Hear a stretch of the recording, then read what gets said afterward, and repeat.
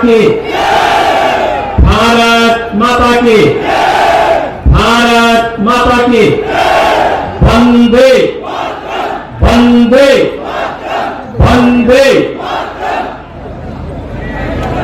Bharatiya Janata party के क्षेत्रीय अध्यक्ष श्री सत्येंद्र सिसोदिया जी,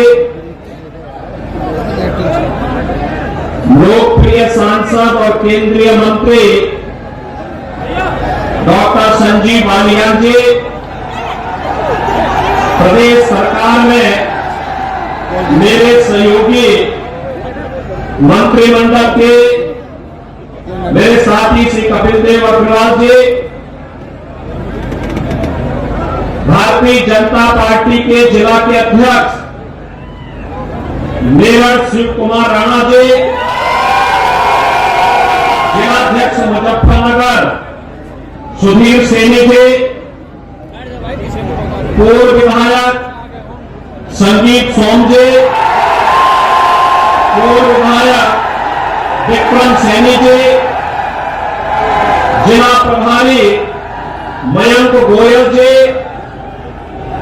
इंद्रपाल प्रजापति जी, सुखविंदर सोम जी, नीरज शर्मा जी, गौरव चौधरी जी, यशवीर चौधरी जी, हरपाल सैनी जी, चंद्रवीर चौधरी जी,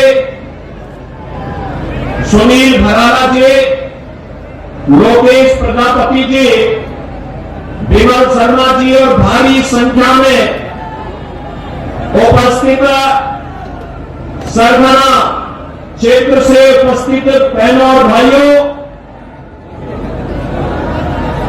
वीरों की इस भूमि को अन्नदाता किसानों के परिश्रम और पुरुषार्थ से सोना उगलने वाली इस भूमि को, भारत के इतिहास को बनाने वाली इस धरा को नमन करते हुए आसन्न नवरात्रि की द्वितीया तिथि को मैं आप सबका हृदय से अभिनंदन करता हूं। बहनों भाइयों, मैं अभी जम्मू कश्मीर के उधमपुर से आ रहा हूं। आप अनुमान करिए, जैसी सभा यहां पर हो रही है, इतनी ही निश्चिंतता में वहां पर भी मैंने सभा की है। क्या 10 वर्ष पहले जम्मू कश्मीर में इस प्रकार की सभा संभव थी? क्या नहीं थी ना। लेकिन आज जम्मू कश्मीर में शानदार सभा हो रही है। लोग लोकतंत्र की मुख्य धारा के साथ जुड़ रहे हैं। जम्मू कश्मीर में भी वैसे विकास के कार्य हो रहे हैं जैसे आपके मेरठ में हो रहे हैं, उत्तर प्रदेश के अंदर हो रहे हैं, दिल्ली में हो रहे हैं। ऐसे ही विकास के कार्य वहां पर भी उच्च स्तर पर आगे बढ़ रहे हैं। बहनों भाइयों, यह जो परिवर्तन हम सबको देखने को मिल रहा है। कभी भारतीय जनसंघ के संस्थापक श्यामा प्रसाद मुखर्जी ने नारा दिया था कि एक देश में 2 प्रधान, 2 विधान और 2 निशान नहीं चलेंगे, नहीं चलेंगे। श्यामा प्रसाद मुखर्जी शहीद हुए थे इस दोहरी व्यवस्था के खिलाफ, और 70 वर्षों तक कांग्रेस और उसके सहयोगी दलों ने इस व्यवस्था को दमन कर इस व्यवस्था को बनाए रखा। आतंकवाद पनपता रहा, देश को डंक मारता रहा, निर्दोष लोग मरते रहे, देश का विकास बाधित होता रहा। लेकिन बहनों भाइयों, 70 वर्ष के बाद भारत माता के महान सपूत श्री नरेंद्र मोदी जी जैसा यशस्वी व्यक्तित्व देश के पास आया, जिन्होंने कश्मीर के इस दंश को समाप्त करते हुए धारा 370 समाप्त किया और भाजपा के कार्यकर्ता दशकों से नारा लगाते थे, जहां वे बलिदान मुखर्जी वह कश्मीर हमारा है। बहनों और भाइयों, आज उस कश्मीर को भारत का अभिन्न हिस्सा बना करके मोदी जी ने साबित कर दिया है कि हमारे लिए राष्ट्र धर्म ही सर्वोपरि है। बहनों और भाइयों, यही स्थिति आज 140 करोड़ का भारतीय दुनिया के अंदर जहां कहीं जाता है तो 140 करोड़ भारतीयों को वहां सम्मान मिलता है। लोगों के मन में भारत के प्रति सम्मान का भाव पैदा हुआ है। ये भी मोदी जी के कारण। बहनों और भाइयों, सीमाएं सुरक्षित नहीं है। आज आप देखते होंगे, अगर कहीं कोई सिलेंडर किसी दुर्घटना से फट जाएगा तो पाकिस्तान सफाई देता है कि नहीं, हमारा कोई हाथ नहीं है इसमें, क्योंकि उसे मालूम है कि कहीं ऐसा न हो कि कहीं किसी आतंकी गतिविधियों में लिप्त पाकिस्तान परस्त तत्व का हाथ हो और फिर एयर स्ट्राइक में देने के लेने पड़ जाए पाकिस्तान को। भाइयों, ये सारा पराक्रम भारत का जो देखने को मिल रहा है, ये मोदी जी के नेतृत्व में भारतीय जनता पार्टी सरकार के कारण। देश के अंदर इंफ्रास्ट्रक्चर का जो कार्य हुआ, highway, railway, metro, expressway, IIT, IIM, medical college, और मेरठ को तो कहना ही क्या है। 12 लेन का एक्सप्रेसवे के साथ मेरठ दिल्ली के साथ सीधे जुड़ चुका है। मेरठ के लोग अब दिल्ली में नहीं रहना चाहते, बल्कि दिल्ली के लोग अपने लिए रहने के लिए मेरठ में आवास बनाना चाहते हैं, सरभरा में और मुजफ्फरनगर में रहना चाहते हैं, क्योंकि जो दूरी पहले 5 घंटे में तय होती थी, अब उस दूरी को मात्र 45 मिनट से 1 घंटे में तय कर देते हैं। रैपिड रेल 32,000 करोड़ रुपए की राशि केंद्र और राज्य सरकार लगा करके रैपिड रेल की सुविधा के साथ मेरठ को जोड़ चुकी है। और बहनों और भाइयों, उत्तर प्रदेश का पहला स्पोर्ट्स यूनिवर्सिटी मेजर ध्यानचंद जी के नाम पर इसी विधानसभा क्षेत्र में, मुजफ्फरनगर लोकसभा क्षेत्र में बनवाई है। 700 करोड़ रुपए की लागत से बनने वाला विश्वविद्यालय, जो भी इसका मानक होगा वो इंटरनेशनल स्टैंडर्ड का होगा, कोई समझौता नहीं होगा। और वर्ल्ड क्लास यूनिवर्सिटी आपको हम लोग यहां प्रदान करने जा रहे हैं। मेरठ में 1 डिस्ट्रिक्ट 1 प्रोडक्ट में स्पोर्ट्स आइटम को हम लोगों ने प्रमोट किया है। आज मेरठ की आइटम खेल की सामग्री दुनिया के अंदर बिक रही है। बहनों और भाइयों, मैं आप सबसे ही कहने के लिए आया हूं, एक तरफ विकास और दूसरी तरफ लोक कल्याण और गरीब कल्याण के कार्य, हर घर नल की योजना हो, हर घर बिजली का कार्य हो। एक तरफ भारत 4 वर्ष से 80 करोड़ लोगों को फ्री में राशन की सौगात दे रहा है और दूसरी तरफ भिखमंगा पाकिस्तान कटोरा लेकर के दुनिया के अंदर भीख मांगता हुआ दिखाई दे रहा है। ये परिवर्तन है। अच्छा नेतृत्व आता है, देश को बुलंदियों की ऊंचाई तक पहुंचाता है। गलत लोग चुने जाते हैं, पाकिस्तान जैसी दरिद्रता आ जाती है। और पाकिस्तान में जो दरिद्रता है, ये वहां के नेताओं के कर्मों के कारण है। और भारत में जो आज संपन्नता है, यहाँ के यशस्वी नेतृत्व के कारण। मैं बहनों भाइयों, आप सबसे यही कहने के लिए आया हूं, यही कहने के लिए मैं आपके पास आया हूं।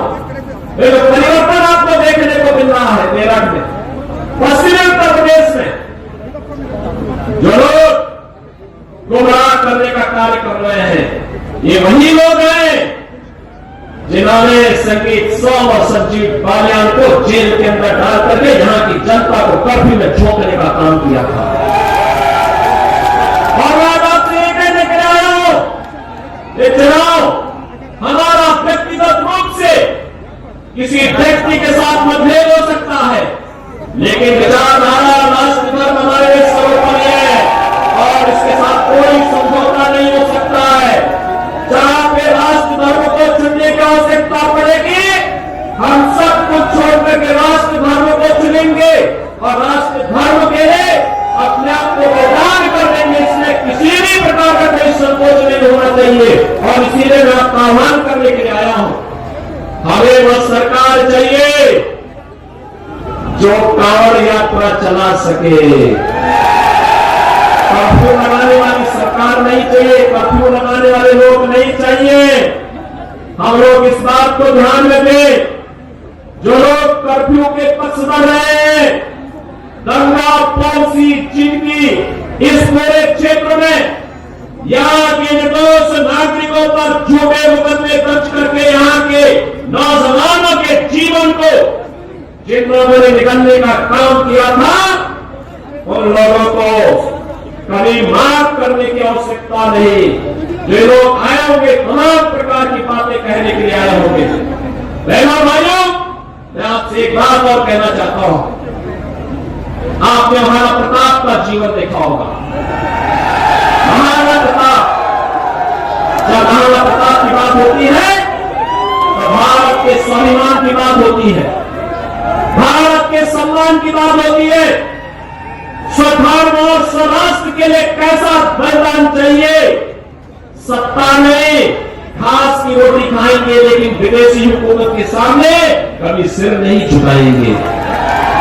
भाइयों, जिन लोगों ने कर्फ्यू करके इस क्षेत्र में बाल बेटियों की इज्जत को नीलाम करने का काम किया था, जो लोग यहाँ की बेटी और व्यापारी के जीवन के लिए खतरा बन चुके थे, उन लोगों को फिर से पलटने का अवसर मत दीजिए। वे लोग आएंगे, तुम करा करके आएंगे, हाथ में गिरेबान को पकड़ करके इस पूरे क्षेत्र में फिर अव्यवस्था और अराजकता फैलाने का कार्य करेंगे। इसलिए मैं आज आपका आह्वान करने के लिए आया हूं। विकास में कोई कोताही नहीं बरती गई, किसी भी प्रकार की कोई कोताही केंद्र और राज्य शासन में नहीं बरतेगी। सुरक्षा के साथ कोई खिलवाड़ नहीं होने दिया, बेटी और व्यापारी को सुरक्षा का माहौल दिया। और बहनों भाइयों, हमें व्यक्तिगत मतभेदों को दरकिनार करते हुए देश के बारे में सोचना है।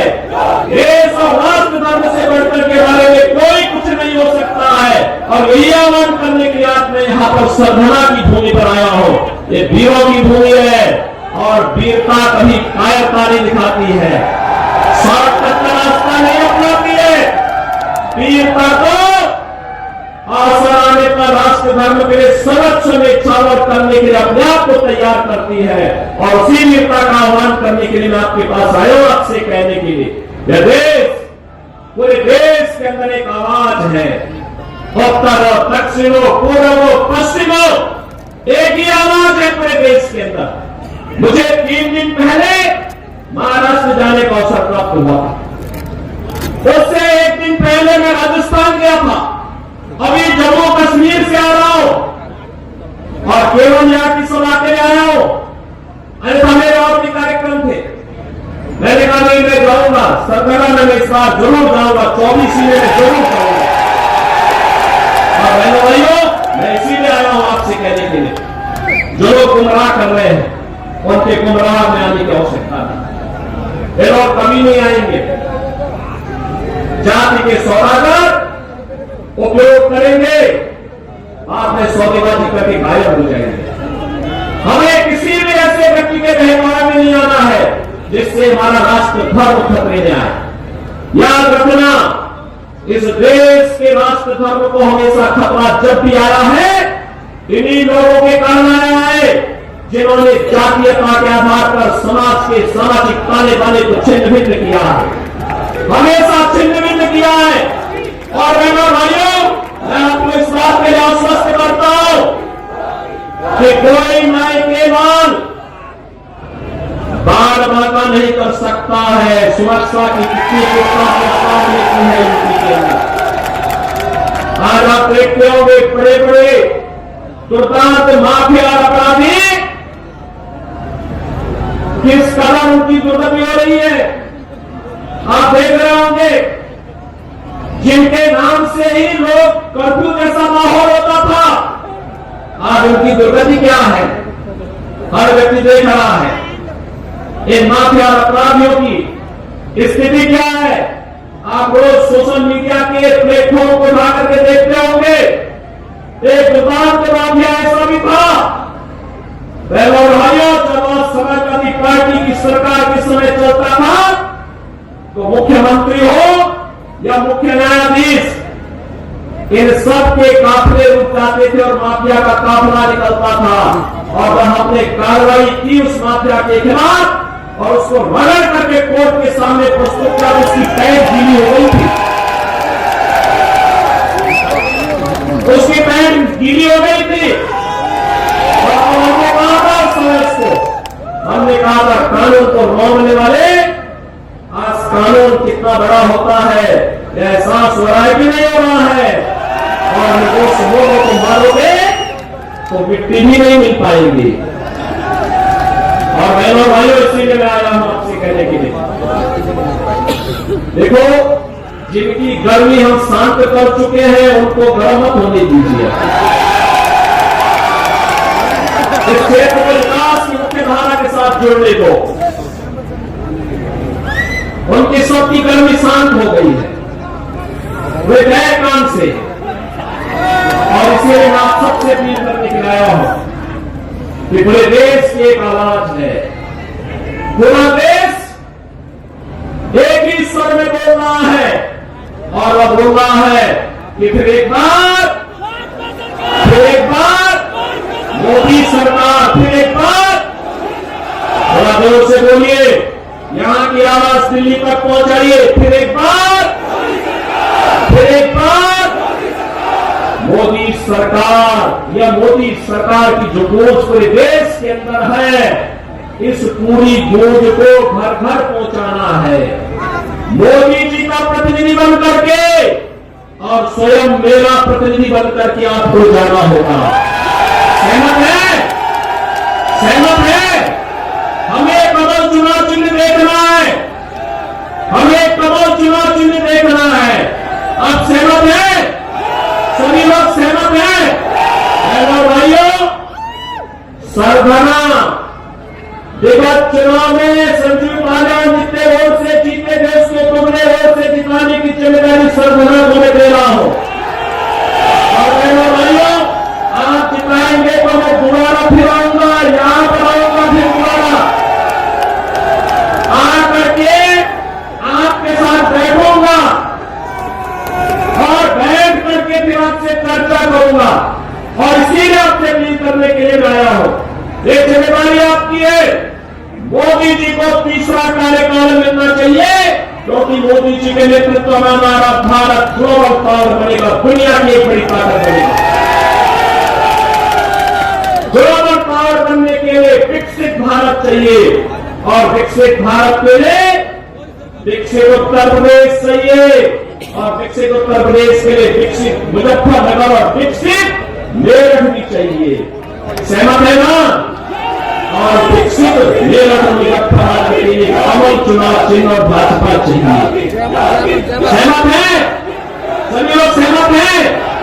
तो मेरे साथ फिर दोनों हाथ रख के बोलिए, जहां तक मेरी आवाज चले दोनों हाथ उठाइए, दोनों हाथ उठाइए, दोनों हाथ रख के बोलिए, भारत माता की, भारत माता की, भारत माता की जय श्री राम, जय जय श्री राम, जय जय श्री राम। सही खबर YouTube चैनल पर 100% सच दिखाने का प्रयास। आपका सहयोग व मार्गदर्शन जरूरी।